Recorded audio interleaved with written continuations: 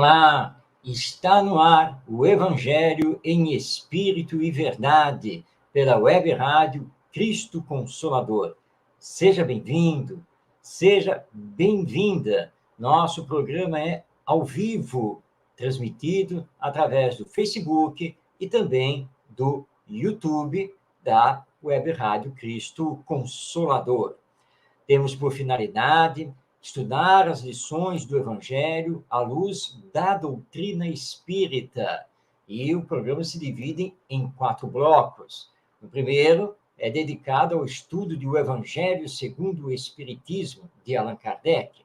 O segundo bloco é dedicado ao estudo do livro Parábolas e Ensinos de Jesus, de Caiba Schutel. No terceiro bloco, nós estudamos as cartas de Paulo de Tarso. E encerramos o programa cedendo a palavra a José Herculano Pires com seus comentários sobre as lições do Evangelho. E você pode, então, participar utilizando aí o chat, tanto do Facebook quanto do YouTube. Teremos o maior prazer em receber a sua mensagem aqui no nosso programa. Vamos, então, colocar aqui no ar a nossa apresentação em slides para que possamos dar início ao nosso estudo. Nesta primeira parte, nós estamos desenvolvendo o Evangelho segundo o Espiritismo, de Allan Kardec, e já estamos no capítulo 5. Hoje vamos estudar o item 23, que tem por título Os Tormentos Voluntários.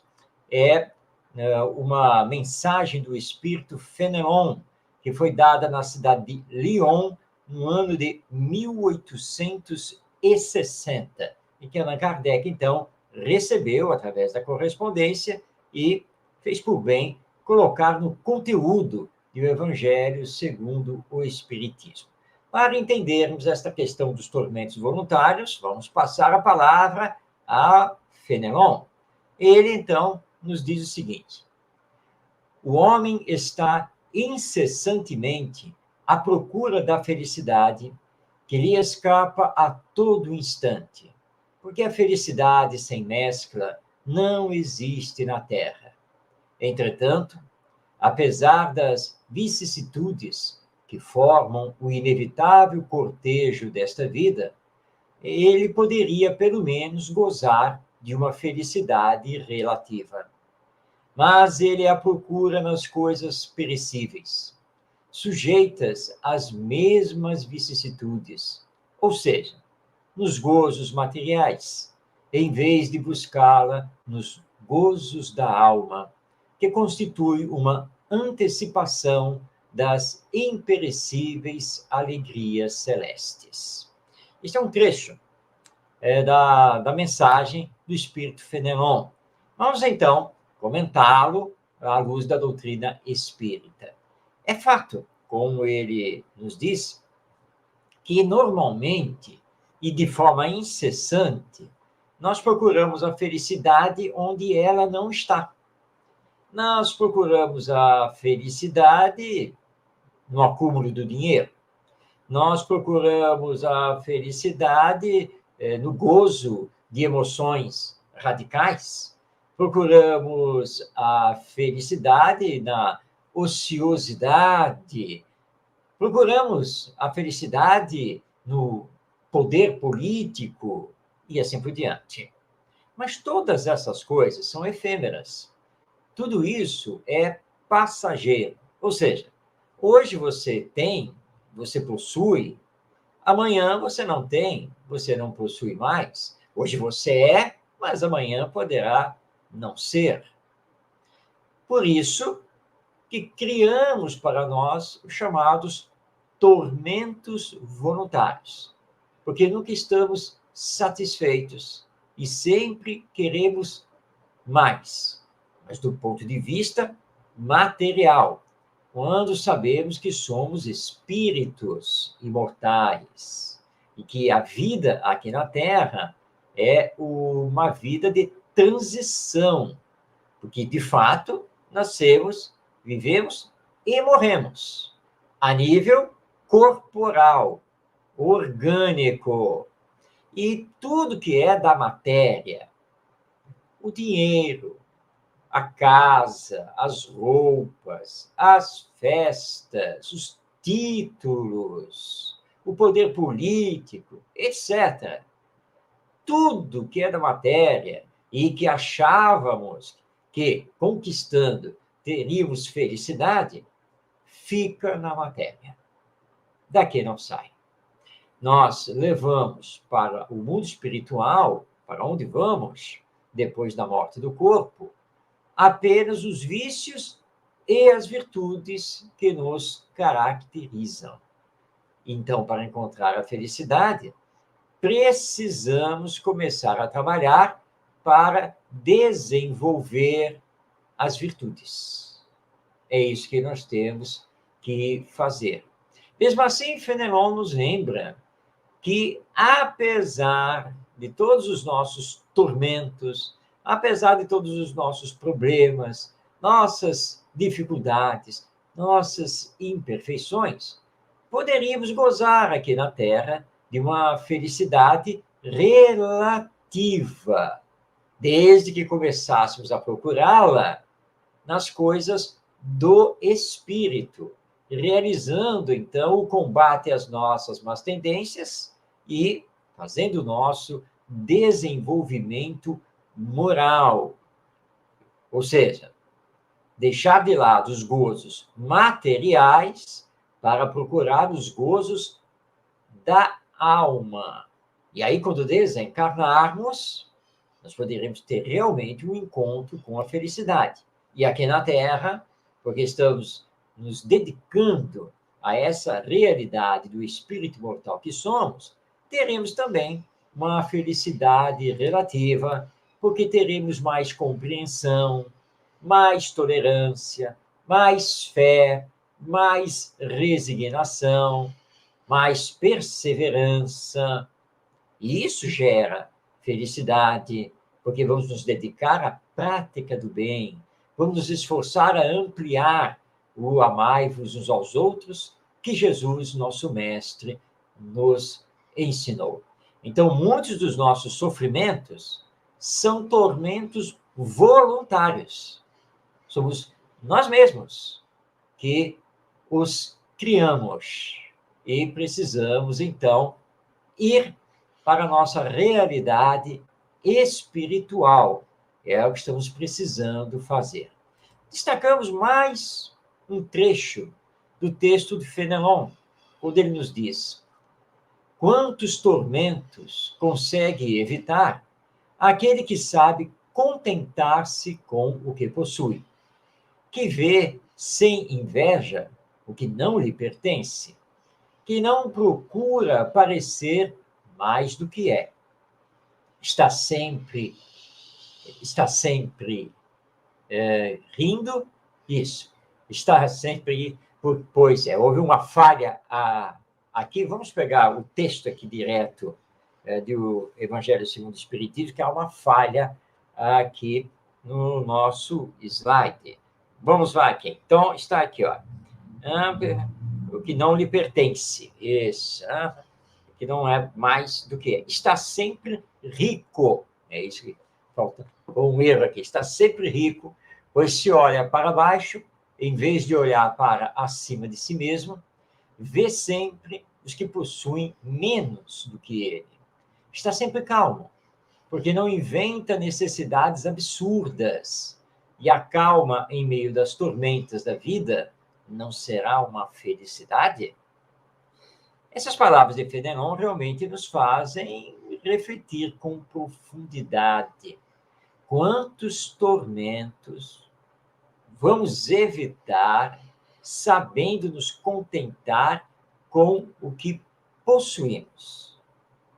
Sabendo não ter inveja do que os outros possuem e não querendo o que eles possuem e que não nos pertence.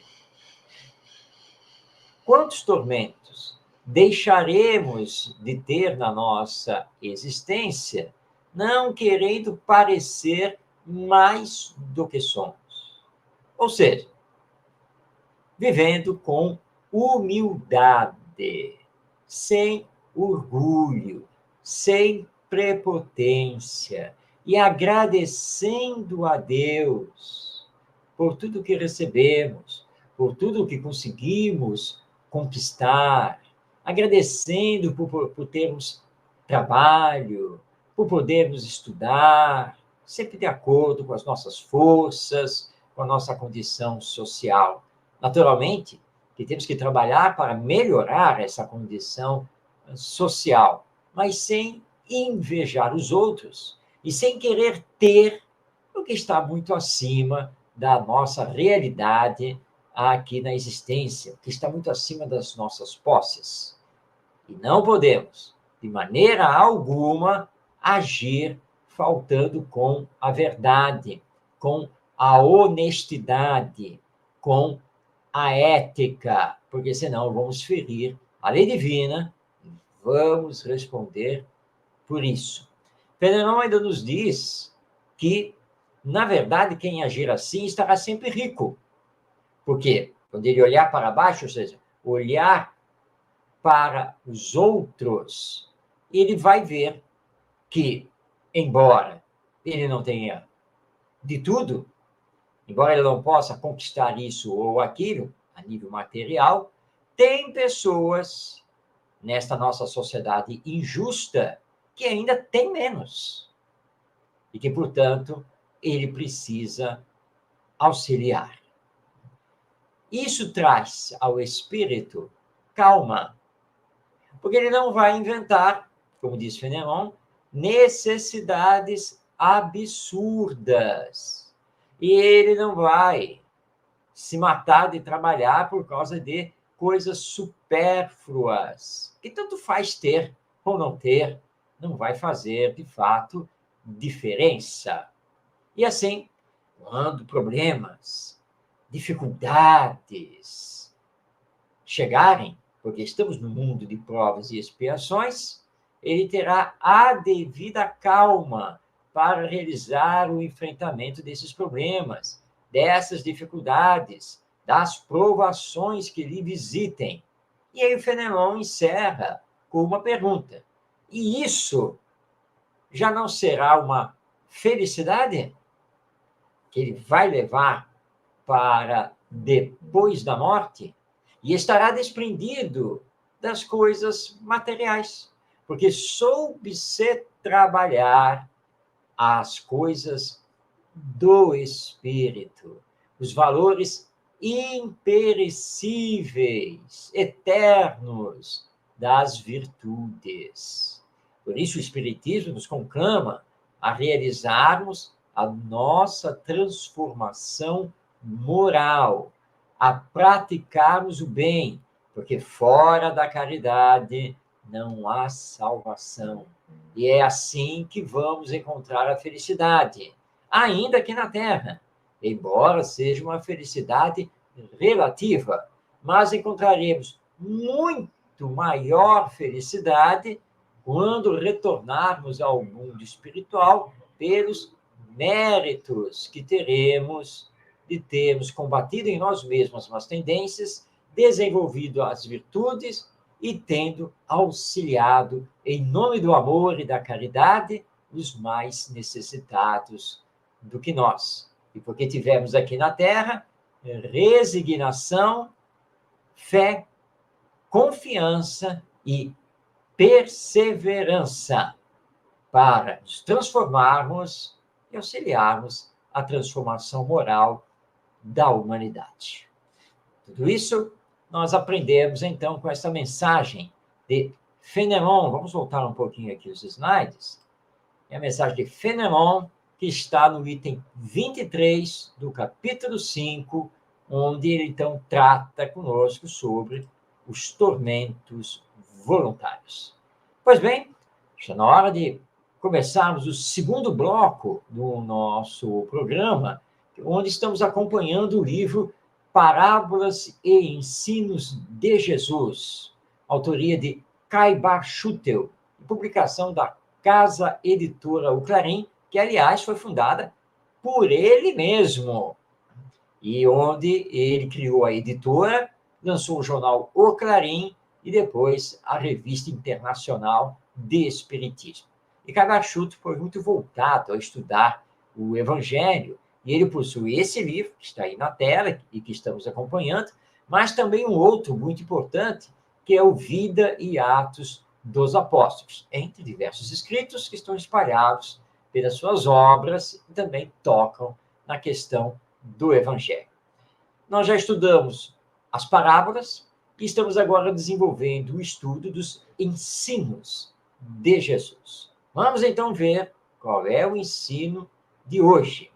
Caibar Schutel deu por título Os Sinais dos Tempos. Aliás, isso é muito estudado por nós espíritas e já recomendo aqui que você faça a leitura do último capítulo do livro A Gênese, de Allan Kardec, que tem por título exatamente esse, Os Sinais dos Tempos. E, na sequência, tem lá o subtítulo A Geração Nova.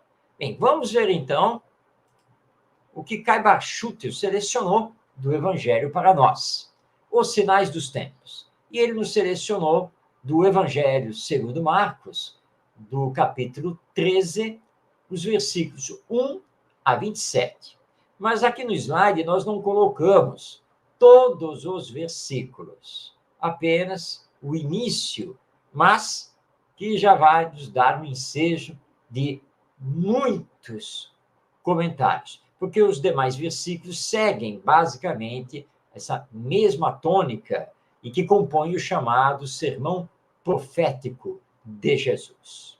E ele, então, narra Marcos, aconteceu o seguinte: ao sair do templo, disse-lhe um dos seus discípulos: olha, mestre, que pedras e que edifícios!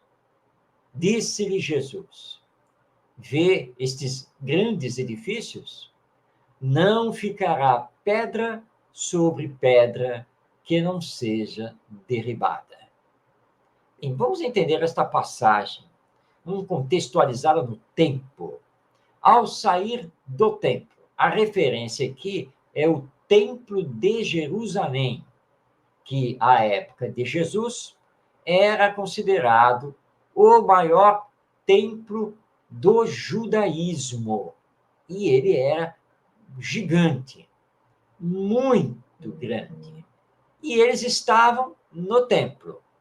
E, ao sair, um dos discípulos, não sabemos quem foi, impressionado com aquela obra gigantesca do Templo de Jerusalém, exclama ao mestre: olha, Senhor, que edifícios grandiosos, que pedras, que conjunto, que beleza isto.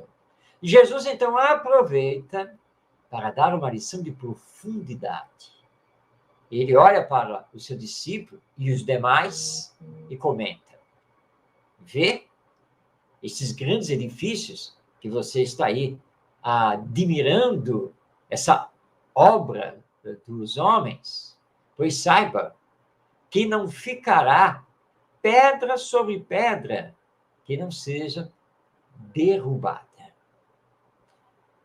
E é fato histórico que no ano 70 o Império Romano acabou com o Templo de Jerusalém. E que no ano 100 os resquícios foram finalmente acabados.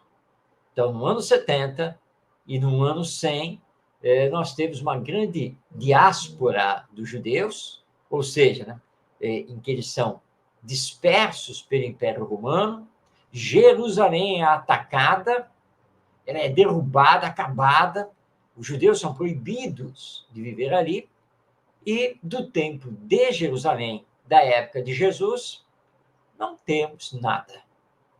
Tudo foi perdido. Tudo. Hoje, nós temos lá na cidade de Jerusalém, que vai se reerguer com o tempo, uma parte do que seria o muro que cercava a cidade. e que é conhecido, então, como Muro das Lamentações. Mas esse muro vem sendo muito questionado a nível de pesquisa histórica, e de que, na verdade, ele não seria um resquício, aquilo que sobrou do muro original que cercava Jerusalém. Mas essa é uma discussão meramente material e nós não vamos nos perder nessa discussão, até porque existem prós e contras e não há nada definitivo quanto a essa questão. Mas Jesus estava aqui fazendo com que os discípulos tivessem o olhar de futuro. Assim, olha, tudo que é edificado pelos homens é passageiro. O Templo de Jerusalém é magnífico enquanto arquitetura humana, mas não tem significado a nível espiritual. Porque fariseus e saduceus, os sacerdotes do templo, os escribas, todos eles são falsos, são hipócritas. Aqui não está Deus. Isto aqui é apenas uma obra humana, nada mais do que isso. É preciso trabalhar os valores do espírito, porque se isso não for feito, pode-se construir quantas obras grandiosas o ser humano quiser. Para Deus, se ali não houver amor, não houver verdadeira fé, a grandiosidade e suntuosidade dessas obras humanas, desses prédios, desses monumentos, nada significam para Deus, nosso Pai. E no futuro, todas essas coisas que são tão admiradas, que são tão louvadas e que são a magnificência da civilização humana, tudo isso vai cair. E não sei se você sabe, mas das chamadas 7 maravilhas do mundo antigo, não temos praticamente mais nada conosco, porque o tempo passou. Guerras, terremotos, furacões, maremotos, vulcões, e assim por diante, acabaram com essas maravilhas da antiguidade, das quais, em boa parte, só temos restos de esqueletos dessas grandes obras. No caso do Templo de Jerusalém, não temos nem sequer uma pedra para falar desse templo. Então, Jesus, nesse sermão profético, estava nos solicitando para olharmos para o futuro, as transformações humanas, e para que pudéssemos abrir mão, nos desapegar dessas coisas materiais. E lembrar que um templo religioso não é simplesmente um edifício construído de tijolos, pedras, cimento. Não. Um templo religioso deve ser o local de reunião fraterna dos adeptos da religião, onde, então, o amor ao próximo, a fraternidade, devem estar presentes o tempo todo.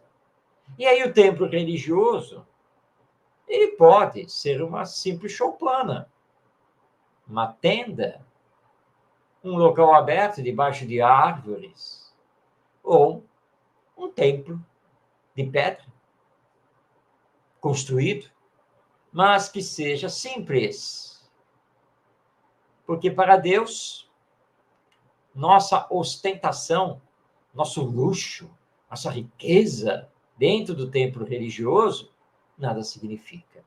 Agora precisamos trabalhar o nosso templo religioso interno, íntimo, para termos o coração, de fato, vibrando no amor que emana de Deus e vibra em todo o universo. Por isso que religião significa religar o ser humano a Deus, a criatura ao Criador, o Filho ao Pai. É isso que religião significa. Nós vemos essas excursões que são feitas ali para Jerusalém, por exemplo, ou o turismo que é realizado para outros países, que possuem muitas igrejas católicas, templos religiosos, outros ortodoxos ou islâmicos, e assim por diante. E as pessoas ficam assim impressionadas com o luxo, aquele altar onde tudo é folheado a ouro. Nada disso importa. Jesus não está ali. Deus não está ali. Isso é uma obra material humana. Quem foi que disse que Deus e que Jesus, nosso irmão maior, precisam disso? E que adianta ter isso se não existe a vibração do amor? Então, nós estamos vendo algo que é meramente material e nada mais do que isso. Quando precisamos trabalhar o espiritual. É isso que Jesus veio nos conclamar. E para dizer que no futuro, não importa quanto tempo leve, é justamente o espírito que vai predominar. É o amor que vai nos unir, e não as coisas materiais, das quais, aliás, podemos prescindir, podemos abrir mão, e muito. Então, não nos impressionemos com as obras que possamos realizar, porque tudo pertence a Deus. E o nosso objetivo é chegar à perfeição, à qualidade de espíritos perfeitos.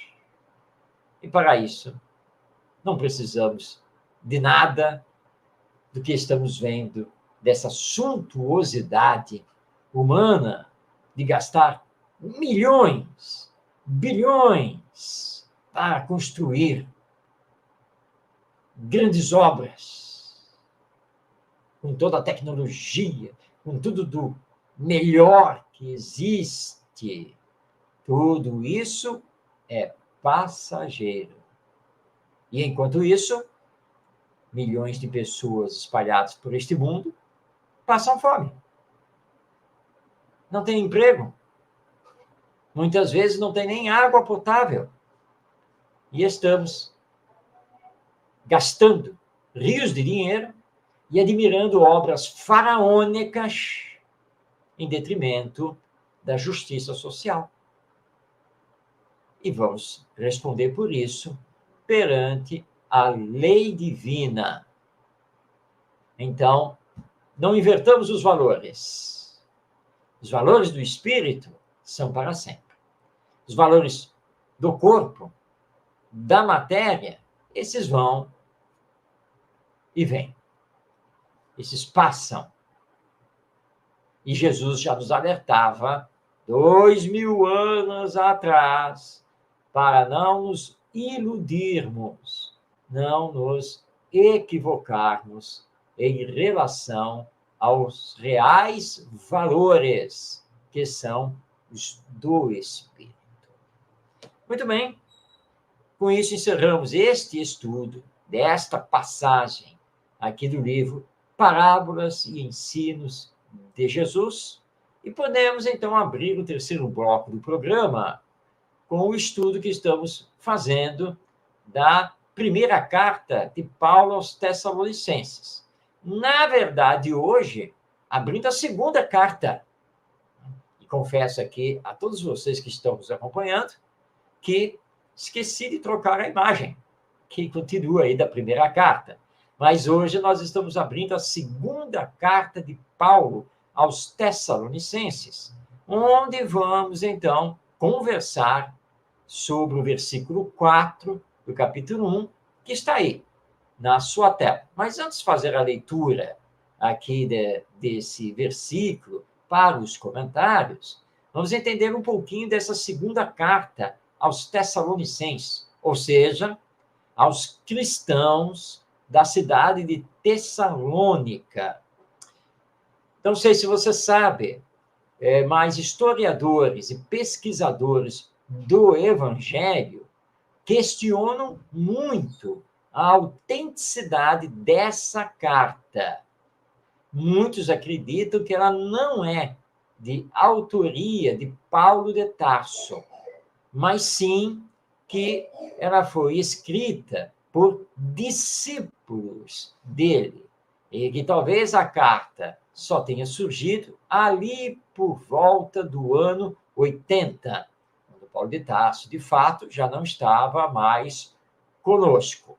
Mas isso é uma controvérsia entre historiadores e pesquisadores dos primeiros tempos do cristianismo. Não há uma conclusão a respeito disso.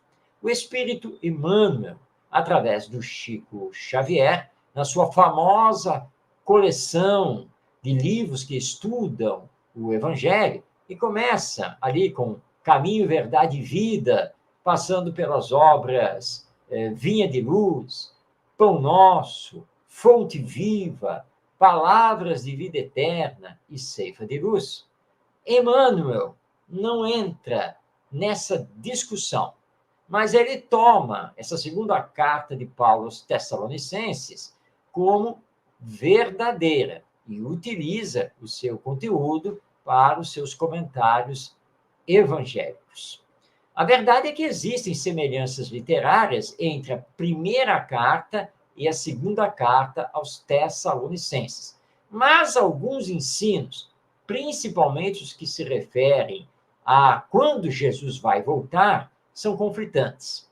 É que na primeira carta, Paulo de Tarso anuncia que Jesus iria voltar em breve tempo. Mas na segunda carta, ele deixa bem claro que a volta de Jesus só se dará no chamado fins dos tempos. Mas, enfim, essa é uma discussão a qual nós não temos como bater um martelo para cá ou para lá, porque faltam documentos históricos para que possamos dizer se a carta é de Paulo, não é de Paulo, e, de qualquer maneira, Paulo, na segunda carta, em relação a essa volta de Jesus, porque o tempo já havia passado entre a primeira e a segunda carta, ele poderia, obviamente, ter mudado de opinião. Para nós espíritas, nada disso, de fato, interessa. É apenas um conhecimento a nível histórico. O fato é que os espíritos, e a começar de Emmanuel, utilizam normalmente para estudos e comentários a segunda carta de Paulo aos Tessalonicenses. Então vamos agora nos dedicar então a este versículo número 4 do capítulo 1, quando nos diz Paulo: sois o nosso orgulho entre as igrejas de Deus, por causa da vossa perseverança e da vossa fé em todas as perseguições e tribulações que suportais. Vamos ao entendimento à luz do Espiritismo. Paulo está nos falando aqui de fidelidade. Fidelidade à mensagem do Evangelho. Assim como espíritas que somos, devemos ter fidelidade à mensagem do Espiritismo. Então, todo cristão deve ser fiel à mensagem do Evangelho. E todo espírita, além de ser fiel à mensagem do Evangelho, porque o espírita é um cristão, precisa também ser fiel à mensagem do Espiritismo, a doutrina que ele abraça. Essa fidelidade precisa acontecer nos tempos de paz, de alegrias, mas também nos tempos de desafios, de turbulências. Porque toda organização humana, seja ela qual for, está sujeita a esses desafios, a esses problemas. Por quê? Porque toda e qualquer organização humana, inclusive as igrejas e os centros espíritas, são formadas por nós, seres humanos, que ainda somos seres imperfeitos. Como somos imperfeitos, nós não conseguimos manter o tempo todo a paz, a fraternidade e a solidariedade. Agora, existem dois tipos de desafios: os externos, que vêm de fora, e os internos, os que acontecem intramuros. Os que vêm de fora, não resta nenhuma dúvida, podem perturbar o grupo, mas não temos nenhuma dúvida que os desafios internos da comunidade são os mais graves.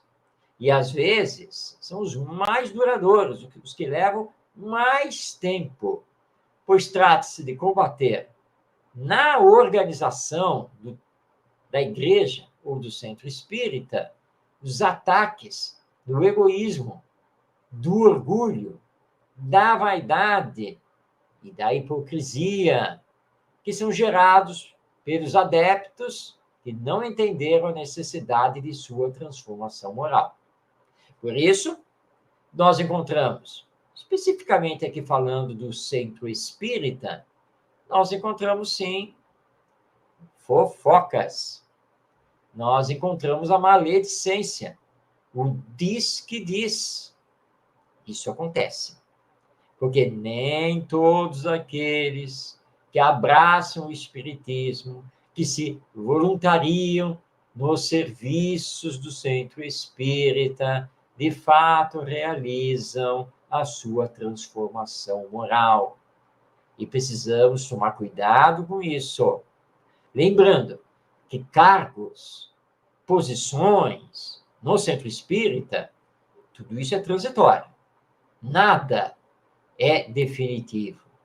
O centro espírita, além de ser formado por pessoas, é uma organização jurídica que deve obedecer às leis, como, por exemplo, o Código Civil, com estatuto devidamente registrado, com CNPJ, com associados, com assembleias, eleições da diretoria, e onde os seus trabalhadores devem ser todos voluntários pela causa maior do Evangelho e do Espiritismo. O Centro Espírita é, portanto, uma organização humana formada de pessoas e voltada para as pessoas, tanto encarnados quanto desencarnadas. E estar na sua direção, ou seja, fazer parte da sua diretoria, ou estar coordenando algum setor, nada mais é do que missão, que deve ser executada como o servidor leal de Jesus e dos espíritos superiores. Mas lembrando que essa missão é transitória, pois ninguém é insubstituível. E é por isso que precisamos preparar as novas gerações para que possam ter a capacidade de nos substituir. E no Espiritismo, não existe nada semelhante a sacerdócio regular. Não existe absolutismo na direção. Muito pelo contrário. Liberdade e democracia é que devem existir dentro do centro espírita. O verdadeiro espírita deve ser servidor de todos. É isso que ele deve fazer. E com humildade, procurando melhorar o centro espírita através do seu melhoramento. Na medida que eu me melhoro, eu melhoro a organização a qual eu pertenço, que aqui no caso, nós estamos especificamente focando o centro espírita. Portanto, que todo espírita procure estudar, ampliando o seu conhecimento do Evangelho e do Espiritismo, que esteja sempre em prontidão para colaborar, que não olhe a tarefa, você esteja pronto a desenvolvê-la, seja qual for, e que pense sempre no bem coletivo, no que é melhor para todos. Assim, o espírito estará fiel a Jesus e aos espíritos superiores, fiel ao Evangelho e ao Espiritismo. Se você, no centro espírita, no movimento espírita, se você for alçado a alguma tarefa de maior responsabilidade, compenetre-se que o maior desafio é saber viver bem, conviver bem com os outros, com os colaboradores do centro espírita. E que a causa, ou seja, o espiritismo, está acima de qualquer ideia pessoal ou mesmo está acima do próprio centro espírita. Não confundamos a causa, ou seja, a doutrina, com a casa, o centro espírita. Lembre-se que aquele que realiza com perseverança sua transformação moral é o mais bem preparado para lidar com os desafios existenciais. Tudo isso estamos aqui comentando à luz do Espiritismo, a partir do que Paulo escreveu à comunidade de Tessalônica, nessa sua segunda carta, e que está aí na tela para a nossa meditação, onde ele diz: sois o nosso orgulho entre as igrejas de Deus, por causa da vossa perseverança e da vossa fé em todas as perseguições e tribulações que suportais. Portanto, o nosso Paulo de Tarso está aqui dizendo aos tessalonicenses que eles merecem aplausos, porque é uma comunidade cristã, entre todas as existentes, fiel à causa, mostrando verdadeira fé e não se dobrando diante das perseguições e de todas as dificuldades que haviam de enfrentar como cristãos do movimento bem inicial do Evangelho no mundo. Nós vamos continuar o estudo da segunda carta aos Tessalonicenses no próximo programa.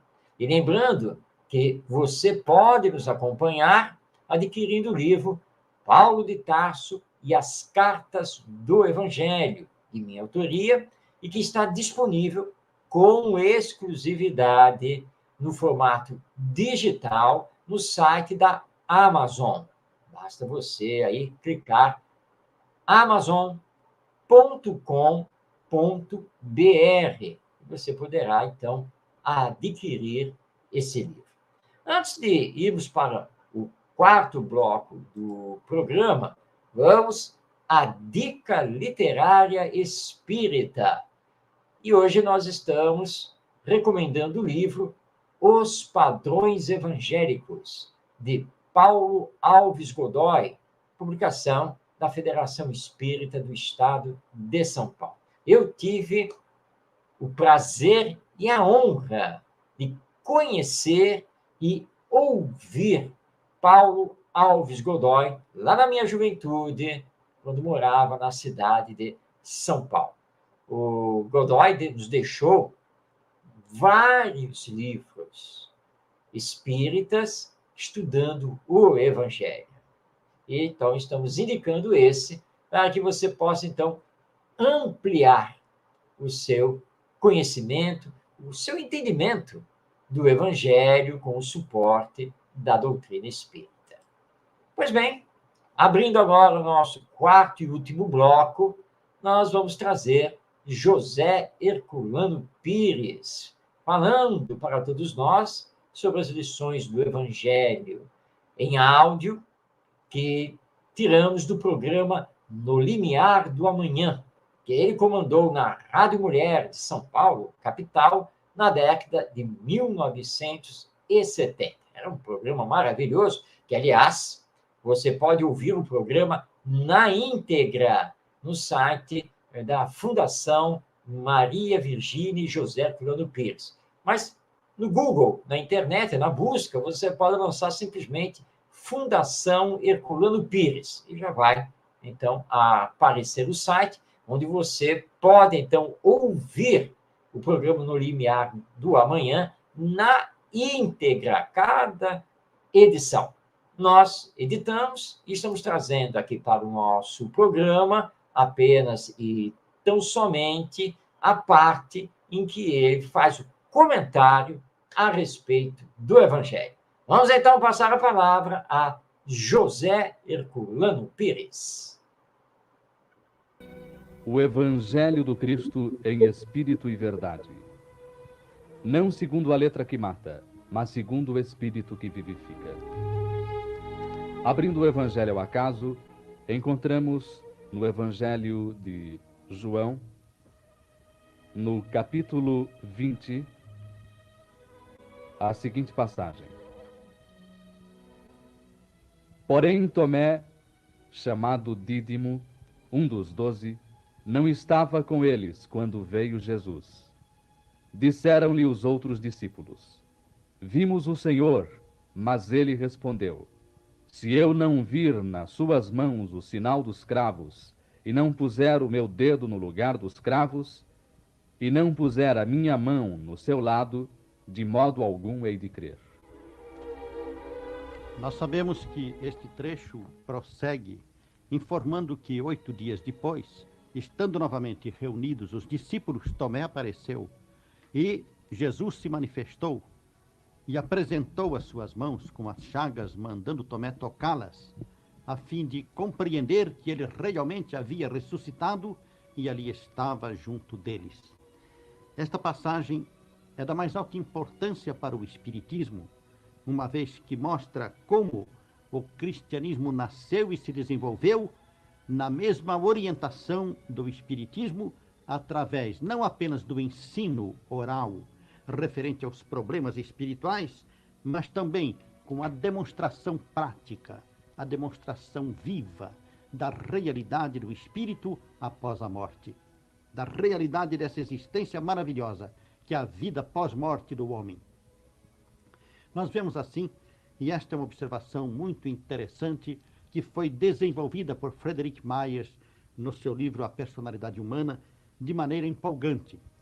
Vemos assim que aquilo que hoje se passa no Espiritismo, a observação dos fatos, para sobre eles estabelecermos a realidade de uma religião baseada na razão e na verdade, esta observação também havia no tempo do cristianismo primitivo, do cristianismo de Jesus, aquele cristianismo que nos expunha de maneira bem precisa os princípios morais ligados ao mesmo tempo à demonstração da realidade do espírito na sua sobrevivência após a morte. Jesus mesmo, ele próprio, além daqueles muitos episódios dos evangelhos em que nós notamos constantemente a manifestação de espíritos através das pessoas na ocasião chamada endemoninhadas, e vemos também as manifestações sublimes através de entidades que apareciam como resplendentes de glória, É o que verificamos, por exemplo, na manifestação do Monte Tabor, quando Jesus transfigurou-se diante do fenômeno mediúnico, irradiando as suas forças psíquicas através da sua face divina e do esplendor do seu corpo, e ao seu lado se manifestaram Moisés e Elias. Apareceram ali, por assim dizer, materializados, manifestando-se objetivamente para confirmarem a realidade da sobrevivência. Frederic Myers acentuou que a superioridade do cristianismo perante as demais religiões do mundo está precisamente neste fato, que o cristianismo não tratou apenas teoricamente dos problemas espirituais, mas tratou deles baseado na experiência prática do homem.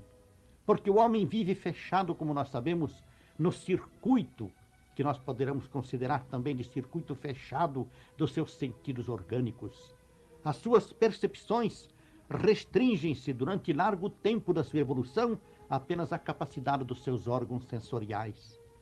Mas esta é a ilusão do concreto, porque, na verdade, como hoje demonstra não apenas o espiritismo, mas as ciências psíquicas em geral e, em particular, a parapsicologia, o homem dispõe também da percepção extrasensorial. Mesmo dispondo desta percepção extrasensorial, entretanto, ele só considera válidas para ele as sensações físicas, as sensações sensoriais. Então, justamente por esse motivo, as manifestações espirituais que podem trazer ao homem a convicção da realidade do espírito através de percepções também sensoriais são de importância básica para fundamentar o conhecimento de um mundo novo, ainda estranho para ele na sua encarnação terrena. Muita gente diz que Jesus, falando a Tomé após este episódio, que eram benditos aqueles que acreditaram sem ver, estava condenando a Tomé e condenando aqueles que precisam pesquisar, que precisam ver a realidade objetiva dos fenômenos para acreditarem na sobrevivência da alma. Mas esta é apenas uma interpretação conveniente àqueles que gostam de aceitar as coisas através de afirmações e de autoridade e não da busca e da pesquisa. Se Jesus houvesse condenado Tomé, ele não teria se manifestado a Tomé atendendo ao seu pedido. Ele, na verdade, disse que eram benditos, bem-aventurados aqueles que acreditaram sem ver. Mas disse isto porque aqueles que acreditavam sem ver já tinham visto anteriormente. Eram criaturas evoluídas, que já haviam alcançado um elevado grau de espiritualidade e por isso traziam dentro de si mesmas, ao renascer na Terra, a convicção espiritual que as fazia aceitar as verdades e os princípios do cristianismo sem a necessidade da demonstração fenomênica. Simplesmente por isto, porque na verdade Jesus não condenou jamais aqueles que buscam a verdade. Bem, assim chegamos ao final do nosso programa, o Evangelho em Espírito e Verdade. Agradecendo a Jesus, nosso Mestre, por mais esta oportunidade e que possamos estar juntos na próxima semana, quando então teremos mais uma edição do nosso programa e esse estudo sobre o Evangelho à luz do Espiritismo. Paz em sua vida. Um grande abraço a você e até o nosso próximo encontro.